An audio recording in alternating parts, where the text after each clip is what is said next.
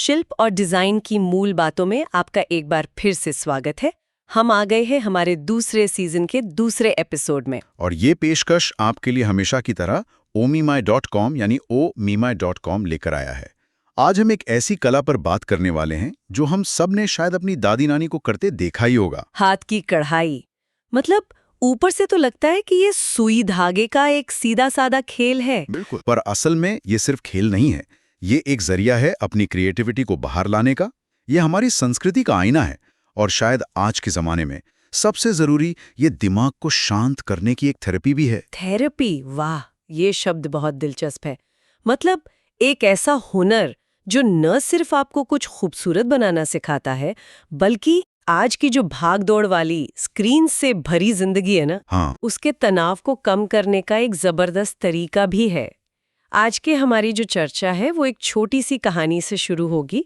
कहानी है माया नाम की एक टीनेजर की, जो छुट्टियों में अपनी दादी दक्षा के घर गई है। और दिक्कत ये है कि वहाँ स्क्रीन टाइम पर पाबंदी है। तो जाहिर है वो बुरी तरह बोर हो रही है। हाँ। उसे ऐसा लग रहा है मानो दादी ने उसे अपनी सदी में मतलब कैद कर लिया है। लेकिन यही बोरियत, यही खालीपन उसे एक ऐसी दुनिया से मिलाता है जहाँ सोफे के कुशन से लेके मेज के रनर तक हर चीज हाथ से बनी है। हर चीज में एक कहानी है। तो चलिए आज इसी सफर को और गहराई से समझते हैं। देखते हैं कि जब आज के जमाने की बोरियत सदियों पुरानी इस कला से टकराती है तो क्या होता है, और कैसे एक मामूली सी सुई और धागा किसी के अंदर आत्मविश्वास और सुकून का एक नया एहसास जगा सकता है। तो कहानी में आगे ये होता है कि दादी दक्षा माया की बोरियत देखकर उसे एक सुई और धागा थमा देती हैं, और माया का पहला रिएक्शन, जैसा हम सोच ही सकते हैं, कुछ ऐसा था। दादी प्लीज, हम नौजवान हैं, हम पढ़ाई, स्पोर्ट्स, डिजिटल दुनिया में कमाल करते हैं। ये सुई धागा। हाँ, एक तरह का मतलब पूर्वाग्रह कि ये एक पुराना धीमा काम है। लेकिन जब वो मान जाती है तो दक्षा उसे कुछ ऐसा सिखाती है जो सिर्फ एक टांका लगाना नहीं है, वो उसे एक पेशेवर कारीगर का पहला सबक सिखाती हैं। और वो क्या है? धागे को लॉक करना, वो भी बिना गांठ के। अच्छा, ये बात मुझे बहुत दिलचस्प लगी, क्योंकि हम जैसे लोग तो यही सोचेंगे कि धागे के आखिर में एक मोटी सी गांठ लगा दो, काम खत्म। हाँ, माया भी यही करती है, लेकिन दक्षा उसे टोक देती हैं। कहती हैं कि ये तो एक भद्दा ढेर जैसा लगता है। बिल्कुल। दक्षा उसे सिखाती हैं कि गांठ लगाने के बजाय जहां से शुरू करना है वहीं पर कुछ छोटे छोटे एक दूसरे पर चढ़े हुए बैकस्टिच लगाओ। ओके। इससे धागा कपड़े के रेशों में ही फंसकर लॉक हो जाता है। पीछे की तरफ कोई गांठ नहीं, एकदम साफ सुथरा काम। वाह। और यही छोटी सी तकनीक एक शौकिया और एक पेशेवर काम के बीच का फर्क तय कर देती है। तो माया सबसे आसान रनिंग स्टिच मतलब कच्चा टाका, उससे शुरुआत करती है। और यहीं से उसके लिए एक तरह से जादू शुरू होता है। हाँ, जैसे जैसे सुई कपड़े के ऊपर नीचे एक लय में, एक रिदम में जाने लगती है, माया की सोच भी बदलने लगती है। वो जो बोरियत थी, वो जो इस कला को लेकर एक चिढ़ थी, सब धीरे धीरे गायब होने लगता है। मतलब ये सिर्फ हाथ का काम नहीं रह जाता। नहीं, सोर्स इसे एक संपूर्ण यात्रा कहते हैं। ये मन का सफर बन जाता है। मतलब सुई की वो रिदमिक मूवमेंट उसके लिए एक तरह का मेडिटेशन बन जाती है। बिल्कुल सही। वो इतना खो जाती है कि उसे अपनी जिंदगी के तनाव, सोशल मीडिया का दबाव, ये सब कुछ भूल जाता है। एग्जैक्टली। और यहाँ एक बहुत गहरा मनोवैज्ञानिक पहलू है। आज की डिजिटल दुनिया में जब हम कोई वीडियो गेम जीतते हैं तो एक पल की खुशी तो मिलती है, पर साथ में तनाव और एड्रेनलिन रश भी होता है। हाँ, ये तो है। यहाँ ऐसा नहीं है। यहाँ प्रक्रिया शांत है और नतीजा आपके हाथ में होता है। हाँ, कुछ ऐसा जिसे आप छू सकते हैं, महसूस कर सकते हैं। बिल्कुल। जब माया अपना पहला छोटा सा मोटिव पूरा करती है तो उसे जो एहसास होता है उसे सोर्स में गौरवपूर्ण तृप्ति कहा गया है। गौरवपूर्ण तृप्ति? हाँ, मतलब एक ऐसा सुकून जिसमें गर्व भी मिला हो। ये एहसास कि ये मैंने बनाया है, ये जो सेल्फ वर्थ की फीलिंग देता है, वो किसी भी वर्चुअल लाइक से कहीं ज्यादा गहरी और असली होती है। उसे दक्षा की स्टडी में एक बड़ा सा पोस्टर मिलता है जिस पर दुनिया भर के अनगिनत टांके और स्टाइल्स बने हुए हैं। वो हैरान हो जाती है, दादी क्या सच में इतनी सारी तकनीकें होती हैं? और दक्षा उसे समझाती है कि हाँ, बिल्कुल होती हैं। कढ़ाई एक विजुअल भाषा की तरह है। हर समाज, हर संस्कृति ने अपने माहौल, अपने रहन सहन और उनके पास जो सामान उपलब्ध था उसके हिसाब से इस भाषा को घड़ा है। ये तो कमाल की बात है। मतलब ये सिर्फ डिजाइन नहीं, ये इतिहास है। हाँ, तो चलिए इस आईने में थोड़ा और झांक कर देखते हैं। कुछ भारतीय तकनीकों से शुरू करते हैं। आपने कहा कि हर तकनीक अपने माहौल को दर्शाती है। इसका कोई अच्छा सा उदाहरण है? सबसे बेहतरीन उदाहरण है पश्चिम बंगाल की कांथा। कांथा में ज्यादातर वही रनिंग स्टिच इस्तेमाल होता है जिससे माया ने शुरुआत की थी। अच्छा। अब कोई सोच सकता है कि ये शायद हुनर की कमी होगी, लेकिन ऐसा नहीं है। ये जरूरत की वजह से था। कांथा का असली मकसद था पुरानी फटी हुई साड़ियों को एक के ऊपर एक रखकर सिलना, ताकि उनसे गर्म और मुलायम रजाई या गुदड़ी बन सके। अरे वाह, मतलब किफायत और उपयोगिता। टांके ऐसे होने चाहिए थे जो सरल हों, जल्दी लगें और कई परतों को एक साथ मजबूती से पकड़ सके। बिल्कुल। तो जो कला आज फैशन रैंप पर दिखती है, उसकी शुरुआत जरूरत से हुई थी। कमाल है। अब इसकी तुलना कीजिए उस कला से जो पूरी तरह विलासिता और दिखावे के लिए बनी थी, जरदोजी। जरदोजी? जर का मतलब है सोना और दोजी का मतलब है कढ़ाई। इसमें सोने चांदी के असली तारों, मोतियों और कीमती पत्थरों का इस्तेमाल होता था। ये मुगल दरबारों की कला थी जो पहनने वाले का रुतबा और अमीरी दिखाती थी। वाह, मतलब एक ही देश में एक कला जरूरत से पैदा हो रही है और दूसरी राजसी शान दिखाने के लिए। कांथा में सादगी है, जरदोजी में भव्यता। ये तो समाज का पूरा ढांचा ही समझा देती है। और सिर्फ यही नहीं, गुजरात के कच्छ इलाके को देखिए, वहां कच्छ वर्क में छोटे छोटे शीशों का इस्तेमाल होता है। अब सवाल उठता है कि शीशे क्यों? हाँ, क्यों? क्योंकि रेगिस्तानी इलाके में रोशनी की कमी में ये छोटे छोटे शीशे कपड़ों पर चमकते थे और जिंदगी में रंग भर देते थे। और उन्हें कपड़े पर टिकाने के लिए एक खास टांके का इस्तेमाल होता है, चेन स्टिच या मूची वर्क। अच्छा। यह एक मोटी उभरी भी लाइन बनाता है जो शीशे को चारों तरफ से जकड़ लेती है। तो तकनीक का विकास भी जरूरत के हिसाब से हुआ। शीशे को पकड़ने के लिए एक मजबूत टाका चाहिए था। हाँ। तो चेन स्टिच लोकप्रिय हो गया। हाँ, और फिर पंजाब की फुलकारी को देखिए, जिसका मतलब है फूलों का काम।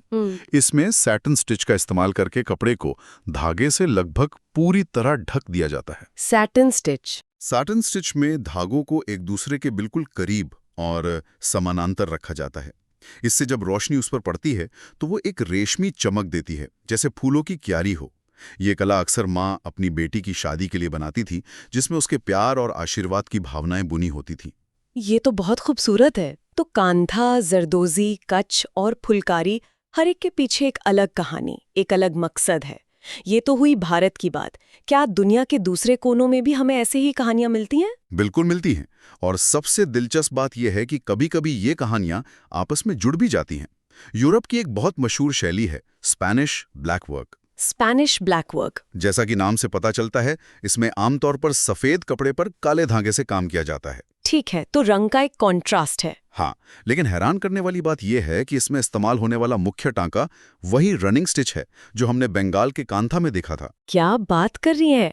एक ही टांका, लेकिन हजारों मील दूर और बिल्कुल अलग संस्कृति में। यही तो इस कला की खूबसूरती है।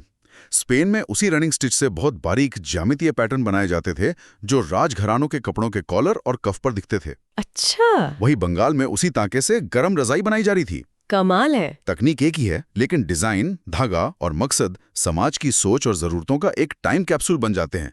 इससे पता चलता है कि इंसान की रचनात्मकता की जड़ें कितनी गहरी और आपस में जुड़ी हुई हैं। इससे पहले कि हम माया की कहानी में आगे बढ़ें, एक छोटा सा रिमाइंडर। ये गहरी और रोचक जानकारी आपके लिए लेकर आया है omimai.com, यानी omimai.com। और अगर आप शिल्प और डिजाइन की दुनिया से जुड़े रहना चाहते हैं, हमारी नई चर्चाओं, ब्लॉग्स, ट्रेनिंग और लाइव वर्कशॉप के बारे में जानना चाहते हैं, तो हमारी WhatsApp community Devi the curious से जरूर जुड़ें। माया और दक्षा के पास चलते हैं। अब तक माया इस कला में पूरी तरह खो चुकी है, तो दक्षा सोचती है कि अब इसे पेशेवर तरीके सिखाने का सही समय है, जिसकी शुरुआत सही औजारों से होती है।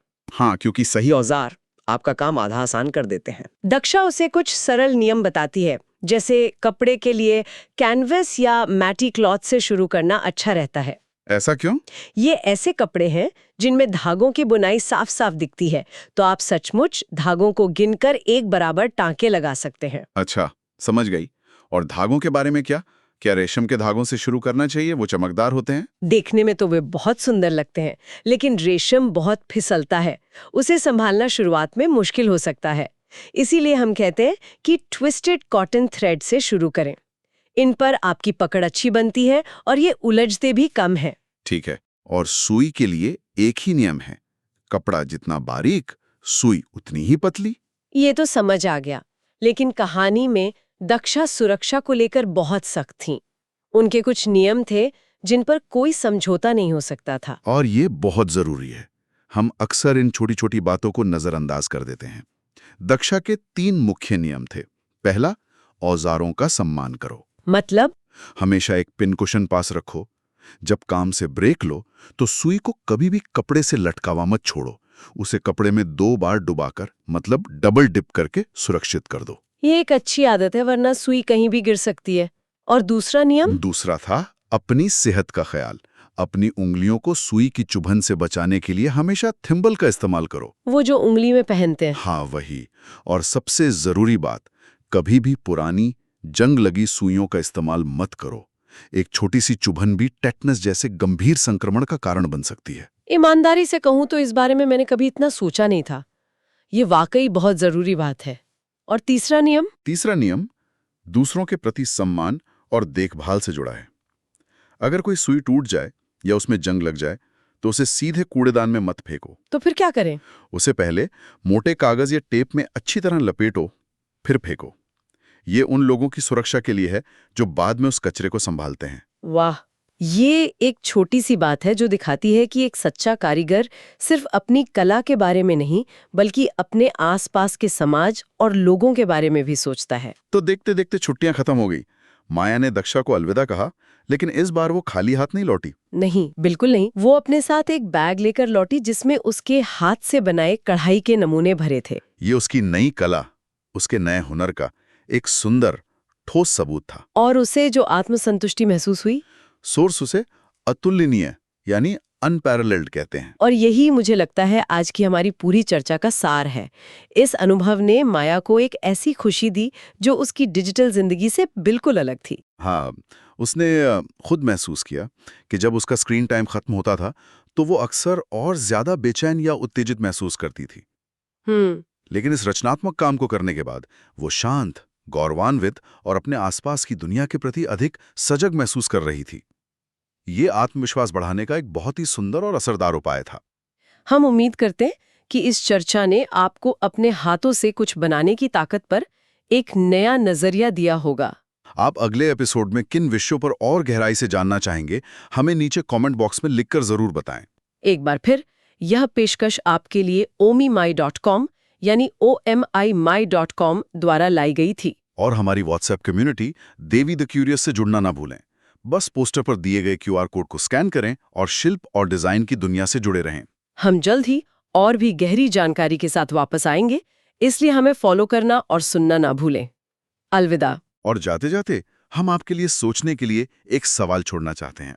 अगर एक साधारण सुई और धागा हमें इतना गहरा मानसिक सुकून और आत्म मूल्य का एहसास दे सकता है और 21वीं सदी के तनावों से निपटने का एक शक्तिशाली जरिया बन सकता है, तो और कौन से ऐसे अनदेखे हाथ से किए जाने वाले शिल्प होंगे जो हमारे दिमाग और हमारी जिंदगी के लिए इसी तरह का जरूरी मरहम बन सकते हैं।